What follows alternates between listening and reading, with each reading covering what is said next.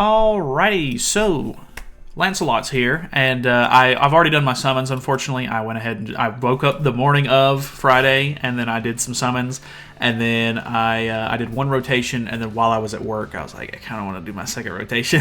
I ended up doing 3 rotations, just because the UR characters are really good. I 6-6 Sabnak.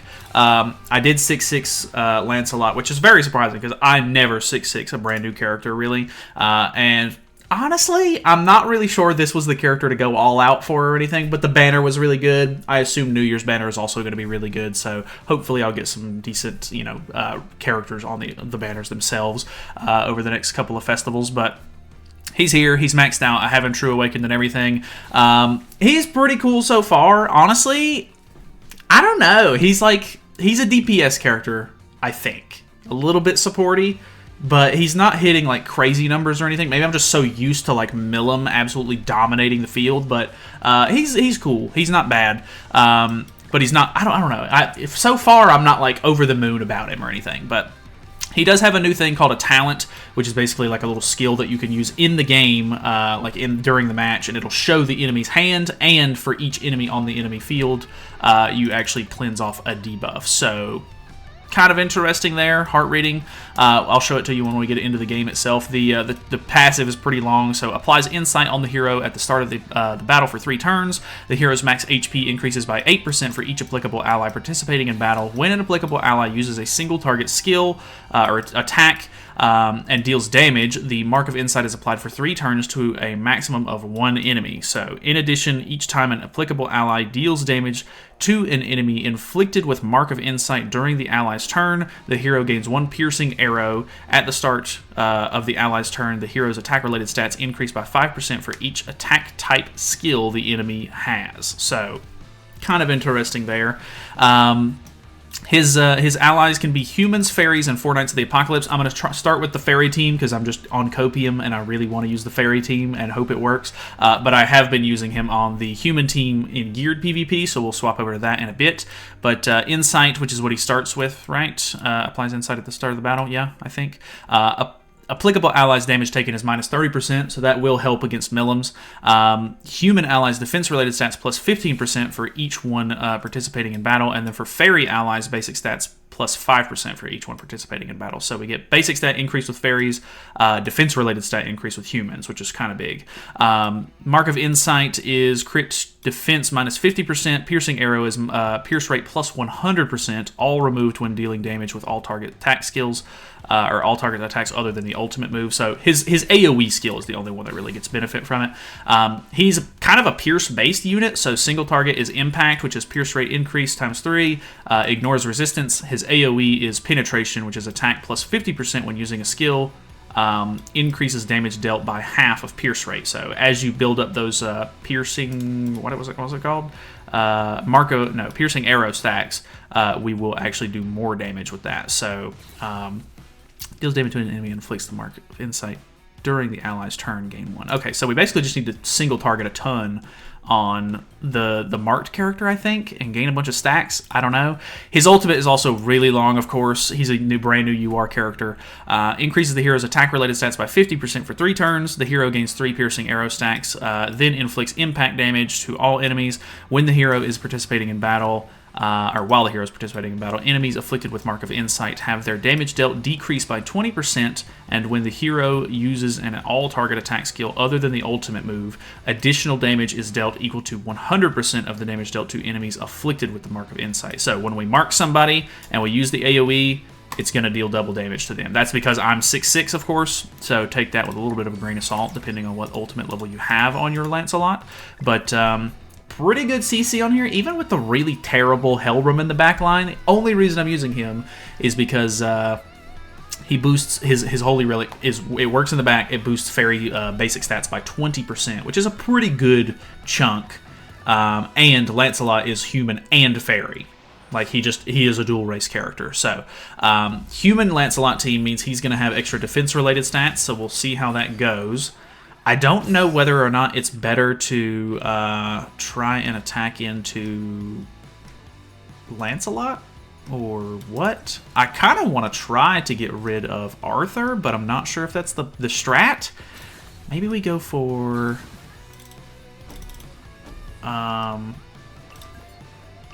maybe go for this. I don't know. I'm not sure if he can use Mark of or his talent if he's petrified. Okay, pretty good damage there. We did get a couple of crits, which is nice.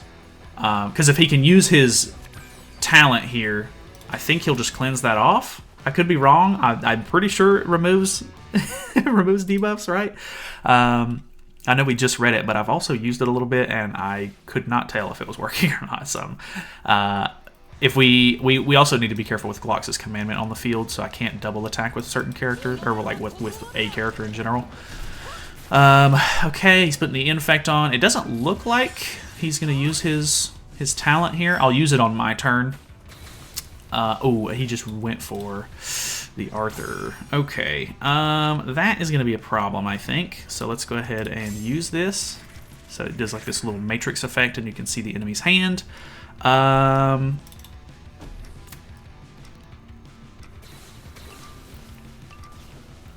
don't know what's best to do here, because I'm gonna end up lowering my attack related stats with Lancelot. So this is probably a bad idea. Okay, that was pretty good damage. He's now the one that's marked, so this should deal double damage as long as it's at least decent. I don't think that's going to kill. Okay, it did kill, so that's at least nice. We do have the attack-related stat lower, which is really bad. We can heal on our next turn here. Oh, okay, I was like, why did it get rid of my hand? I don't know. Like I said, he's a cool character. I'm just not sold on him just yet. I'm not exactly sure whether I'm really interested in him or not. Because I think if you're just trying to go for like easy wipes and stuff like that, I think Milim is still going to be better. But he is pretty cool. I think I don't think that kills King, actually. That's crazy. And I'm literally just going to full heal. That is incredibly annoying for you. I am so sorry. So at this point, we can... Do we try to... he's really close to ultimate gauge, though. Or, like, ultimate. I guess we just try to kill Lancelot here. Boom. We mark.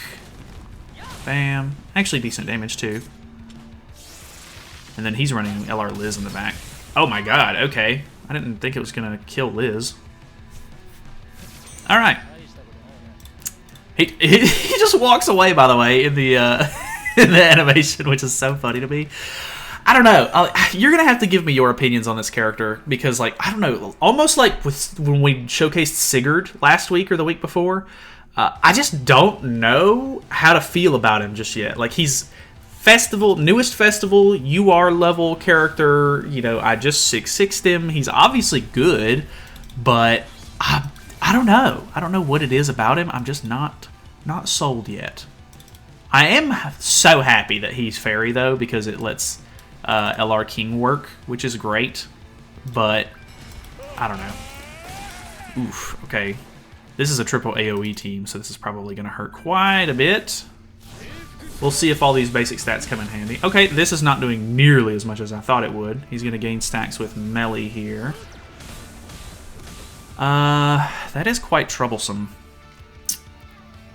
Oof. Why are we crit resist lowering? Oh, is that part of King's passive? I think it is. So that means we basically have to go for... I think we have to go for melee here. Him having that attack-related stat increase, though...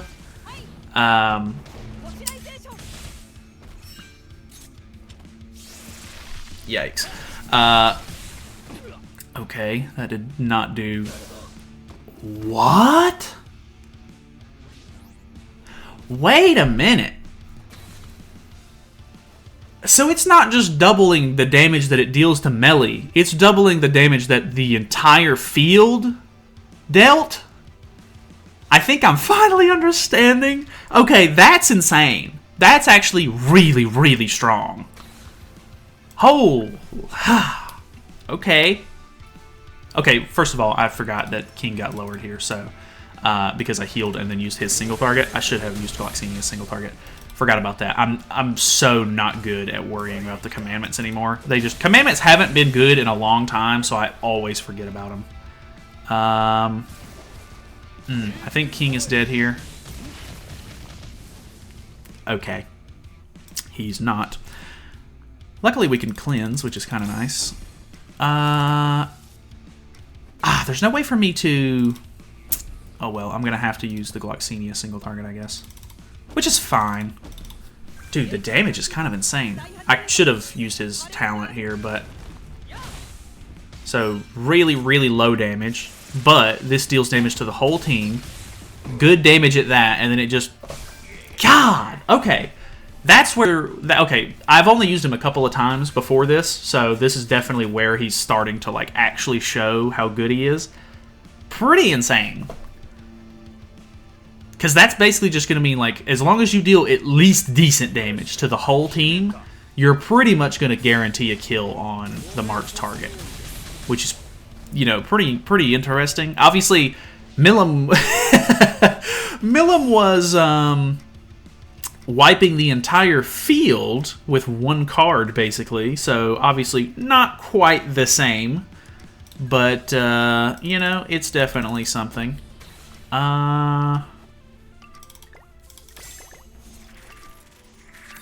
Wait, the timer's still going. Wait. Okay, that's a little funny how that works.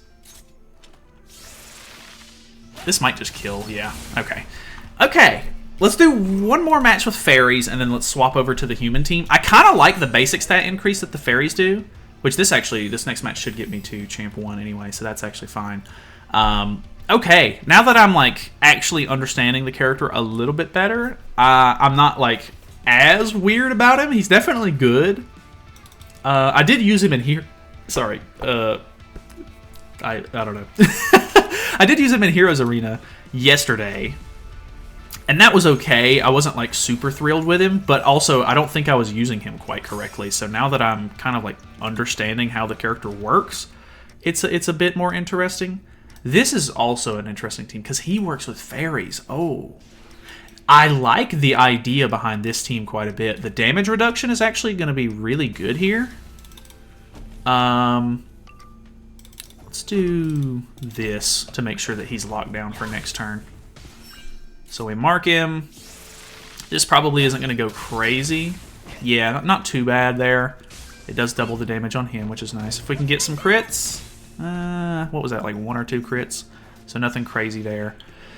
Bon is honestly, like, not that good nowadays. Like, he's kind of been phased out at this point. But, I mean, he does give damage reduction. He can crit and stuff, which is kind of nice. He is single target heavy as well, so that is going to work out really well with Lancelot. I bet they did that on purpose. I wasn't even thinking about using Bon with him, you know, to begin with, because typically when a character like this comes out, like, he's good with fairies, he's good with humans.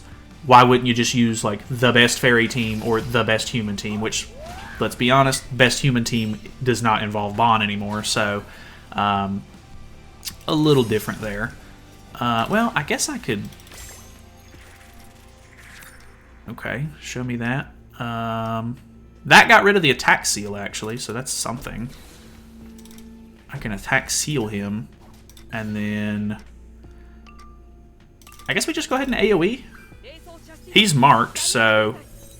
Probably going to be a little bit of a waste of damage here. Like, it might have been better... It might have been better to, like, mark Bon or Glox and then use this, because this might just kill Lancelot on its own. It does. And then the extra damage would have went on to another character, so... He's going to draw his ultimate here. I don't think it's going to be a huge deal. It does, like... It does put on some debuffs, and then it has Ruin, so he could potentially kill somebody here. I don't know. I mean, LR Glox is not great, but... I don't want to say he's bad. Let's see it. Okay. Gets a Petrify. And then goes for this. Oh, doesn't it put on the debuffs afterwards? It does. That's so stupid how that works. It should just put the debuffs on for the Ruin to do more damage. Like, I get that, like, you lower their stats afterwards or whatever, but I think it would be better to just guarantee, like, a big hit on the enemy. But... This is what I've been using on this team. I have Lancelot on an attack, or I have both sets for him. I have him on an HP defense right now. Let's swap him back over to his attack set, just to try to get a little bit more interesting damage going. I guess I could potentially put Escanor on an HP defense set just to make sure we go first. Because honestly, I'm not worried about him for like damage and stuff like that right now, really. I'm just kind of using, well, I don't know. Do we swap him out? Maybe we put Arthur on instead of Escanor. Let me do that. All right, we have Arthur on. I did pull one extra copy of Arthur, finally. He was 1/6 this entire time. I finally got him to 2/6 in 3 rotations. Boy, oh boy, was that great. But he is a good character still. We got the turn 1 merge as well. This is actually really nice. Ugh, is it though? I think... I don't actually think we can kill Lancelot, to be honest. I'm using his single target and his single target, so that should give us an extra stack, right? Okay, that was actually really good damage. The Percival passive proc, though. Okay, that's going to kill Lancelot. Bye-bye. So that's good. 1 mil. Not bad. We get Arthur's passive procced, and I didn't use the Percival card, so we can use his passive next turn as well, which is kind of nice. He's going to be in a pretty tough spot now. Arthur in the back is weird to me, but I guess that's whatever. I'm using Sigurd just because I have him, and like he does work in the back line, but I'm not actually sure if it's like a great play. He does give basic stats, I'm pretty sure, so I mean, it's got that going for him. Okay, this is not really how you want to run Percival, to be honest, because I think he... Ooh. Okay, that kills Lancelot. Unless... Yeah, I was about to say, unless Percival's passive goes first, which I don't think it does. They took a little bit of damage there. Why did that happen? I actually don't know. Let's go for the kill on Escanor, I guess. Just to get him out of the way. This Infect is going to be really good for the Percival passive as well, so that's really nice that we get rid of that heal. I could have just went, I think, another AoE. I don't know that it would have killed Escanor, but it definitely would have killed Percival, which would have been nice. That Infect is really nice. He's going to cleanse his Infect off, though. We do have Sigurd on the front line now, which is probably not a great thing. Lancelot being dead is not great. I'm going to go ahead and skip forward because obviously at this point I'm just using... At this point it's literally just an old human team against an old human team because there's no Lancelots on the field, so... Okay, what do we got? Okay, Demon team. Okay, we do get to out-CC. The big thing is that the Millum team can still out-CC pretty effectively, so you have to be a little careful with that. I think maybe we... I really hate to leave Gelda unattended. And melee... is melee even really a big problem? I don't know. I don't know. I'm going to go for the Gelda. This might be a mistake. I do have type advantage against Gelda, so we'll see how much this does. Okay, actually pretty good damage. 200k. She does have the Charmiel link on, and they have Nanashi, which is kind of annoying. So I think... Well, I can't infect Gelda, so it's not really going to matter there. I wonder... I'm kind of interested to try... Ooh, I think Arthur might be dead. Not quite. I don't think this will kill. Okay. And I don't put debuffs on. So I think I'm going to try to go for this. Well, let's go ahead and use our talent, because why not? That gets rid of some debuffs. I'm going to merge this... Single target to give him another piercing arrow stack. Isn't that how that works? And then use the AoE. Yeah, so it did give him a piercing arrow stack. We use the AoE, which is going to get rid of all the piercing arrow stacks. That was really good damage, though. That kills her. That's... it's okay. It's selling me. I'm getting sold on it. I actually really think that's awesome. It's kind of crazy how that works.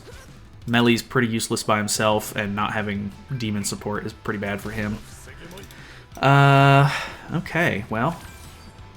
He did delete a card out of my hand, so that's something. No extra Lancelot cards, though. Cringe. Let's just do this, I think. Nice. Straight up kill there. Gets rid of the buffs on melee. He still has a defense-related stat increase. But this will kill. Okay, moving on. Alright, what do we got? Okay, this is a problem. Okay, CC's not great. This is probably a bot, too, because it's actually pretty low. I don't think it's worth using the talent, like, right at the beginning. Like, it just doesn't really make a whole lot of sense to do that. So, let's just merge this for the passive, I think. I'm going to use it. And then I'm going to risk him being able to actually get Millam's combo off. Probably not a good idea. That is really nice damage. But we're working here. We're working here. So you only get one piercing arrow stack because the first single target puts the mark on, and then the second single target that you do gives you the piercing arrow stack, I think. So now I could potentially use Percival. Oh, but the target moved. I guess let's go ahead and use this. It doesn't really do us much good against a team like this, but it's fine. Let's do it like this. That should give us one more piercing arrow stack at least. Kind of. I guess I technically should have just attacked Deanne because there was no real reason he wouldn't stance. So disables Percival, but it's not a huge deal. Maybe this will just kill Millam already. It does. Okay. So no extra damage because we killed Deanne with it. But that is pretty nuts. Okay. Nice. I mean, this was a bot, I'm pretty sure, so it's not, like, crazy or anything, but I don't have, like, crazy good cards or anything in hand. I would love to, like, use, like, one really big move to try to do a ton of damage, but there's not really a good way for me to get a bunch of stacks here, I don't think. Because nobody's marked either. Yeah. I would have to do this, this, and this, I guess, for me to gain one extra stack, so single target to mark, single target to gain a stack, which it does gain a stack, but which I guess that still works good because that's 200% pierce rate, but with him not being marked, it wouldn't have done like double damage or anything. I don't know, kind of interesting. Okay, what do we got? Okay, a little bit more of a traditional team. 407's pretty good. I have been out CC'd several times, by the way, by the Sabnat or the Millam team. Like, I think it was I think that was when LRDN came out. I went and tried to use LRDN team a couple of times, and I went up against I think I went up against a 340k, no, 440k or something like that Millam team, and I was like, oh my god, like. Had to be on HP defense, I'd assume. But if you go first with Millam, you know, you were pretty much guaranteed to win. So that was a problem. Did he rank up Sabnak? No, okay. So he's single targeting. Okay, that actually wasn't too much. But the AoE. We have defense-related stats because it's the human team. Okay, actually not too bad. That was actually, it's pretty impressive that we can even tank that, so I'll give it to us. Let's do, it might be a mistake, but I'm going to go for the big piercing play. I should have used my talent, I guess, but oh well. So that's a single target. That's a single target. I still get my stuff, but nobody's marked at the moment. But this is 300% pierce rate. Oh, I forgot she had her passive. I was like, why did that do nothing? But it literally did nothing. I mean, that was a lot less impressive, the fact that we didn't actually get to hit. I didn't think that we were going to kill Sabnak there, actually. But the human boy's kind of pulling one out for me. Oof, okay. Still pretty good damage there, so that's a little bit of a problem. Might as well use this. There's not really a big reason to, but... Actually, it would even though I would get more stats, I'm going to use the AoE to heal. Because I'm pretty sure that we're going to kill him no matter what.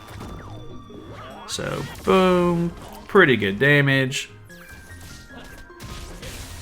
Okay, that was a little closer than I was hoping it would be, but 271 is pretty good. So, okay. So that is a win. Technically, we could do some single target stuff on him, but I don't think it's really going to matter too much. But, okay.